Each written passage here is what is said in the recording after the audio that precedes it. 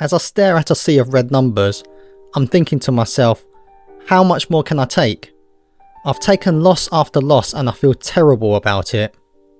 I'm scared to pull the trigger on my next trade, but yet I've dug myself such a deep hole that I might as well keep on digging. When will my next green trade come along? How much of my account will it even recover? Overcoming this predicament will be no easy feat, but it's one that I must overcome, for I have come so far in my quest to become a consistently profitable trader that giving up now would be even more painful. If you're struggling with this messy situation, I have 7 tips for you that will give you a ladder to climb out of that deep hole.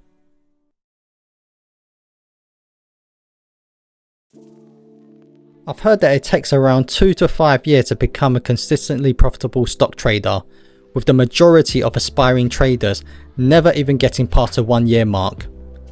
I'm happy to say that after around 3.5 long and exhausting years, I finally climbed out of the hole that I dug for myself. I could have done it faster had I known what I know now, but woulda, coulda, shoulda. So my first piece of advice would be to set money aside. The last thing you want to do is to dip into your personal savings and not be able to pay the bills. Don't ever go there. Before you even start playing with real money, have a pot of money saved. It doesn't matter if it's $10,000 or $1,000, set money aside that you can comfortably trade with. Money that won't destroy your living situation if you were to lose it all. It's pretty obvious, but you'd be surprised, or maybe not, about the amount of traders who splurge their entire paycheck or dip into their family savings to make it all back. Having an allocated pot set aside purely just for trading will ease the pressure of having to make back your children's life savings. So my second piece of advice would be to trade small. The reason why you got into stock trading in the first place was probably the same as mine: financial freedom, and lots of it. And you've probably seen people on social media who have 10x their account in just a few trades on crazy meme stocks like GME and AMC. Well, unfortunately, the likelihood of catching and riding those rockets to the moon are extremely unlikely. Of course, I'm searching for these types of trades too, but they're very hard to catch at the right time, and the last thing you want to do is to FOMO into it. For if you do, you better know when to get off before it crashes back down to earth. The gap downs and steep drops are enough to give you a heart attack. You need to find a repeatable strategy that reliably turns a profit again and again. In order to find and fine-tune that strategy, you must put on hundreds if not thousands of trades, most of which will be losing ones.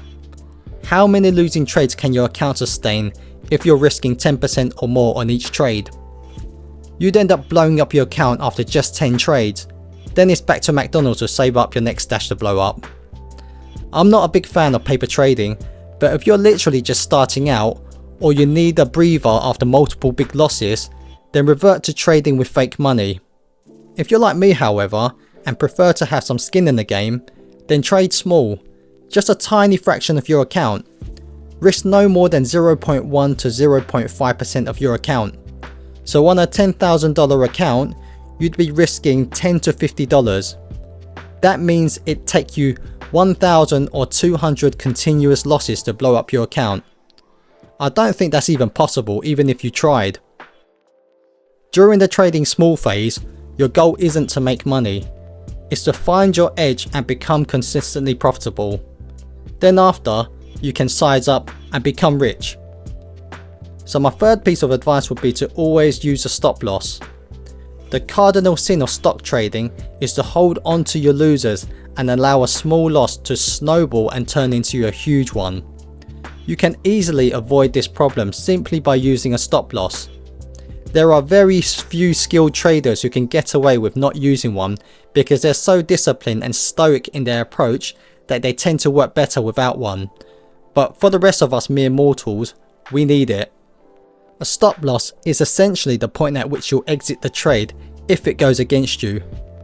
It completely removes the decision making process, no questions asked. So for people who are emotional and indecisive, which is most of us, just set it and forget it. As difficult as it is, at least once a stop loss is in place, you can shut down your laptop and walk away. So my fourth tip would be to track your stats. It's useless to continue trading without tracking your statistics, win rate, risk to reward, profit factor, average dollar gained on wins and losses, etc. These are crucial pieces of information that allow you to construct a winning strategy. I am by no means an expert number cruncher, but even I know that as long as your winners far surpass your losers, you're going to come out on top in the long run. I like to use the metric profit factor as a true measure of profitability. Basically, it's how much money you make for every dollar you risk over a given period of time. Anything below 1 means that you're not profitable, and anything above it is. To measure your stats, you can create your own formulas in an Excel spreadsheet, or if you're lazy like me, you can just use an online trading journal such as TraderSync or Edgewonk. I personally use TraderSync and it's done the job for me. There are free trading journals too, such as TradesVis, but I can't vouch for anything else as I haven't used them. So my fifth tip would be to simplify your strategy. When you first started, you probably wanted to trade every single setup under the stars. Breakouts, gap ups, pullbacks, parabolic shorts, bottom bounces, and whatever other strange names other traders have come up with. Even after 2 years in, I was still trying to find a magic setup, only to discover that it doesn't exist. Don't be fooled by super trader Minted Mike telling you that his Flying Dragon setup has made him millions. First of all, even if that was true, the setup itself would just be a carbon copy of an existing setup that other successful traders already play. As cool as the name sounds, it's just a marketing ploy. My advice is to choose 1 to 2 setups that fit your personality, ones that you have a keen eye for, and stick with them. So if it's easier for you to identify breakouts and it makes more sense to you, then master that. As for myself, I prefer playing episodic pivots since I find them easier to spot and I have a much better return trading them as opposed to breakouts.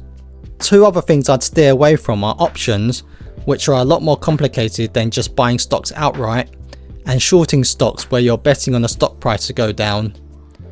Not only is shorting trickier and riskier than going long, but the profit potential is capped as a stock price can only drop to 0, whereas on the flip side, sky's the limit. Number 6. Don't have any expectations. Your mate might owe you a few quid from back in the day, but the stock market owes you nothing, so it's wrong to have an expectation of making $100 per day or a certain amount per month. Unfortunately, it doesn't work like that. You only get whatever opportunities the market throws at you, and no one knows when and how often those opportunities will arise. No matter how much willpower you have, you cannot force the market to give you a monthly paycheck. If you even attempt to force trades, you'll just end up taking loss after loss. So be patient and don't quit your day job unless you have a trading pot and a good chunk of money to sustain yourself for a year or so. So my last piece of advice would be to keep it hush. If your mates keep teasing you saying, "Have you bought yourself a Lambo yet?" Or your mum is asking, "When are you going to find yourself a proper job?" Or Uncle John is asking you for investment advice, then you've probably been talking too much, my friend. I know it's hard to keep what you're doing silent. After all, stock trading is such an emotional roller coaster that you just want to tell everyone about all the highs, lows and in between. At first, these questions won't bother you. In fact, you'd probably be happy someone is at least interested, but when the months and years go by and you still haven't made it yet, the same questions will begin to drive you mad. After a while, you should probably just stop discussing what you're doing with outsiders, but if you must, then tell the family dog about it. At least he won't judge you. Or you can find a decent trading community to join, and if you're lucky to have other traders nearby, then you can go out and grab some drinks with your new trading buddies. They'll understand what you're going through. Taking loss after loss weighs heavy on you, but most of the time it's brought on by yourself. That feeling of frustration and anger can turn you into a ticking time bomb as you snap at the smallest of problems in your life.